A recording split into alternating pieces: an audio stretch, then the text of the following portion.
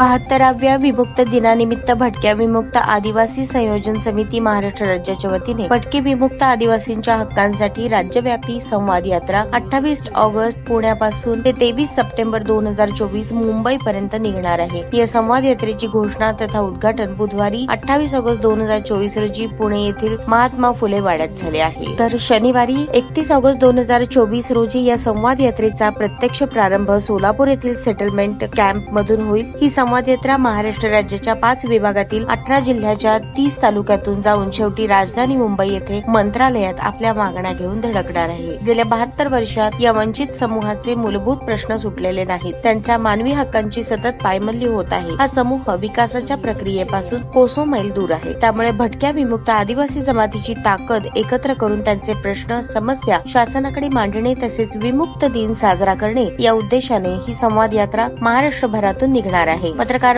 परिषदेत संवाद यात्रेचे मुख्य संयोजक ॲडव्होकेट डॉक्टर अरुण भाऊ जाधव यांनी ही माहिती दिली। ॲडव्होकेट डॉक्टर जाधव म्हणाले, भटके विमुक्त आदिवासी संयोजन समितीच्या वतीने भटके विमुक्त आदिवासी समुदायाच्या प्रमुख मागण्यांबाबत आपण संवाद यात्रेची रॅली काढण्यात येत आहे। या संवाद यात्रेमध्ये भटक्या विमुक्त समाजाचे नेते लक्ष्मण गायकवाड, सामाजिक नेते महेंद्र रोकडे, राजकुमार तांगडे, शीतल साठे, सचिन माळी, ॲडव्होकेट अरुण भाऊ जाधव, मुमताज शेख यांच्या नेतृत्वाखाली ही यात्रा होणार आहे।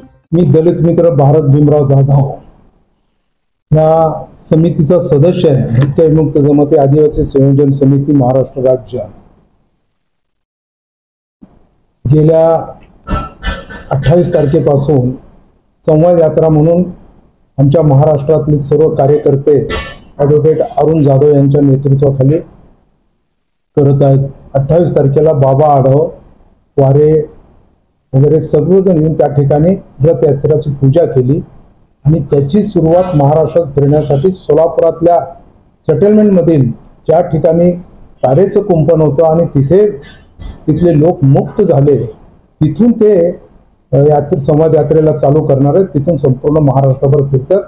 त्याची संपूर्ण माहिती आमचे प्रदेशचे जे काही ॲडव्होकेट अरुण जाधव आहेत, हे कोलाटी समाजातले आहेत, अभ्यासू आहेत, ते आपल्याला पूर्णपणे याची माहिती देतील। नमस्कार, मी ॲडव्होकेट डॉक्टर अरुण जाधव, भटके मुक्त आदिवासी संयोजन समितीचा या ठिकाणी मी सदस्य म्हणून या ठिकाणी महाराष्ट्रामध्ये काम करतो।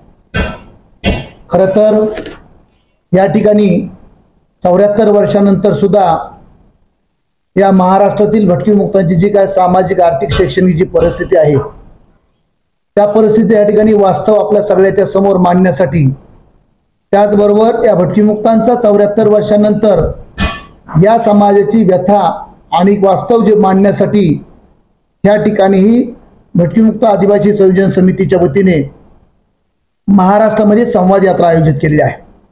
या संवाद यात्रेची सुरुवात या ठिकाणी महात्मा फुलेंचा जो फुलेवाडा आहे पुणे या ठिकाणून 28 तारखेला ज्येष्ठ समाजसेवक बाबा आढाव, समाजवादी नेते सुभाषजी वारे सर, त्याचबरोबर सामाजिक चळवळीमधल्या नेत्या अंजलीताई आंबेडकर, त्याचबरोबर कोरो या संस्थेच्या प्रमुख सुजाता खांडेकर, भरत जाधव, शिवलालजी जाधव व इतर महाराष्ट्रातल्या भटकीमुक्त आदिवासीमध्ये काम करणाऱ्या संस्था आणि संघटना यांच्या उपस्थितीमध्ये या ठिकाणी सुरुवात झालेली आहे।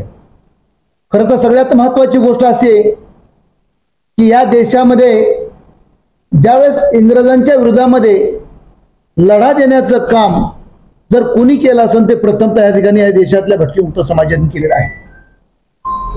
ह्या देशाचा तिरंगा फडकविण्याची जबाबदारी, तिरंगा फडकविण्यासाठी स्वतःच्या जीवाचं बलिदान, त्याचबरोबर इंग्रजांच्या विरोधामध्ये अनेक उठाव करून या ठिकाणी या भटकीमुक्त समाजातल्या 42 जातींनी वडार आसन, तिरमले आसन, कायकडी आसन, डवरीगोस आसन, मर्यावाला आसन, मसनजुगी आसन, नाथपंथी डवरीगोस आसन, छप्परबंद आसन, कायकडी आसन, कोलाटी आसन, डोंबरी आसन, अशा अनेक ज्या जाती आहेत या भटकीमुक्त समाजातल्या, ह्या जातींनी सातत्याने इंग्रजांच्या विरोधामध्ये बंड केले आणि ह्या देशामधल्या इंग्रजांनी ह्या ठिकाणी या भटकीमुक्त समाजाच्या वरती गुन्हेगारीचा शिक्का मारला आणि त्यामुळे हा समाज पूर्णपणे इथल्या व्यवस्थेच्या बाजूला गेला। गेल्या अनेक दिवसापासून या समाजावरती तो गुन्हेगारीचा शिक्का असल्यामुळं पारतंत्र्यामध्ये सुद्धा त्यांच्यावरती अन्याय होत होते आणि स्वातंत्र्यामध्ये सुद्धा त्यांच्यावरती अन्याय होतात आज हा समाज महाराष्ट्रामध्ये अंदाजे 2.25 कोटी समाज आहे, परंतु ह्या देशामध्ये जसं जनावरांचा कोंडोडा आहे त्याच पद्धतीच्या माणसाचा सुद्धा कोंडोडा होता, म्हणून या देशामध्ये 52 सेटलमेंट होते. त्यापैकी महाराष्ट्रामध्ये आणि देशामध्ये सगळ्यात मोठं जे सेटलमेंट जे आहे ते सोलापूर या ठिकाणी होतं. 31 ऑगस्ट रोजी या ठिकाणी इथले जे भीमरावजी जाधव आहेत आणि त्यांचे सर्व सहकारी यांनी या ठिकाणी महाराष्ट्राला देशाला स्वातंत्र्य मिळाल्यानंतर देखील काही समाज अजूनही जेलमध्ये आहे. हे इथल्या महाराष्ट्राचे जे मुख्यमंत्री होती बाळासाहेबजी खेर साहेब यांच्या निदर्शनं लावून दिली आणि हे सगळे शिष्टमंडळ या देशाचे पंतप्रधान पंडित जवाहरलाल नेहरू यांना भेटले आणि त्यानंतर या ठिकाणी भटकीमुक्तावरती जो गुन्हेगारीचा जो कायदा होता तो कायदा रद्द करण्यात आला आणि या ठिकाणच्या सेटलमेंटच्या तारा जे कंपाऊंड होतं त्या भीमरावजी गुरुजी या ठिकाणी त्याचबरोबर त्यांचे सहकारी अनेक सहकारी होते भटकीमुक्त समाजातले, त्यांनी एकत्र येऊन बाळासाहेब खेरांच्या उपस्थितीमध्ये आणि भीमराव जाधवांच्या उपस्थितीमध्ये तसंच बाकी इथल्या भटकीमुक्त समाजाच्या प्रमुख लोकांच्या उपस्थितीमध्ये त्या ठिकाणी त्या सेटलमेंटच्या तारा. खरं तर सगळ्यात महत्वाची गोष्ट असे, निवळ तारा कट केल्यानंतरची जी काय परिस्थिती बदलायला पाहिजे होती पण ती परिस्थिती बदलली नाही. आता ह्या असणारा जो 2.25 कोटी समाज आहे ह्या देशामध्ये अन्याय अत्याचाराला सामना करतोय. आज जो अन्याय अत्याचार होतात, बलात्कार होतात, घरे जाळले जातात, जातीच्या धर्माच्या नावावरती संशयावरती त्यांना मारलं जातं, पिटलं जातं, त्याच्याबरोबर सामूहिक हत्याकांड केले जातात. इथल्या फॉरेस्ट ऍक्टनुसार व अंधश्रद्धा निर्मूलन समितीच्या कायद्यानुसार भटकीमुक्ताचे जे मूळ व्यवसाय होते ते पूर्णपणे व्यवसाय या ठिकाणी गेले आणि हा समाज पोरका झालाय. हा एवढा मोठा समाज असताना सुद्धा या देशामध्ये ह्या समाज फक्त मत देण्यासाठी जन्माला आला आहे अशी परिस्थिती निर्माण आहे. परंतु त्यांच्या विकासासाठी आणि त्यांच्या भल्यासाठी कुणी इथलं राज्य करते त्याचा विचार करायला तयार नाहीत.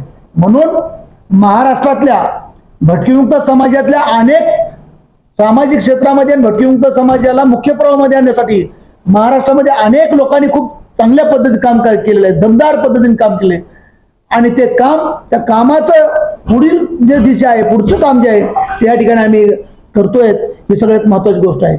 याच्याही पलीकडे दुसरी महत्वाची गोष्ट आहे की 17 मागण्या आहेत या ठिकाणी भटकीमुक्त समाजाच्या.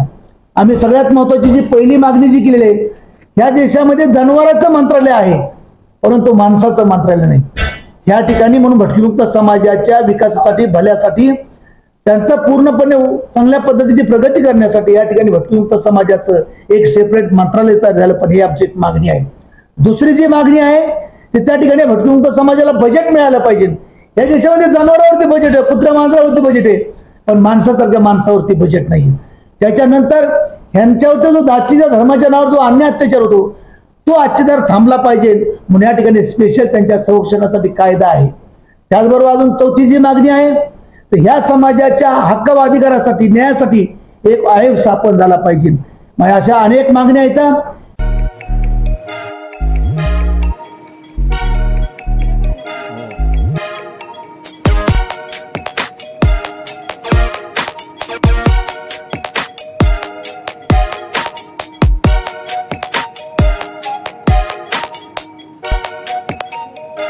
सोलापूर शहरातील सुप्रसिद्ध हॉस्पिटल म्हणजे सेंट्रल मल्टी स्पेशालिटी हॉस्पिटल मागील अनेक वर्षापासून सेवा बजावत आहे. 24 तास इमर्जन्सी सर्व्हिस, मॉडर्न टेक्नॉलॉजी, अनुभवी डॉक्टर्स तसेच अत्याधुनिक तंत्रज्ञान सुविधांनी सुसज्ज स्त्रीरोग प्रसूती विभाग, ऑर्थोपेडिक विभाग, मेडिकल विभाग आणि इतर एकमेव नाव म्हणजे सेंट्रल मल्टी स्पेशालिटी हॉस्पिटल.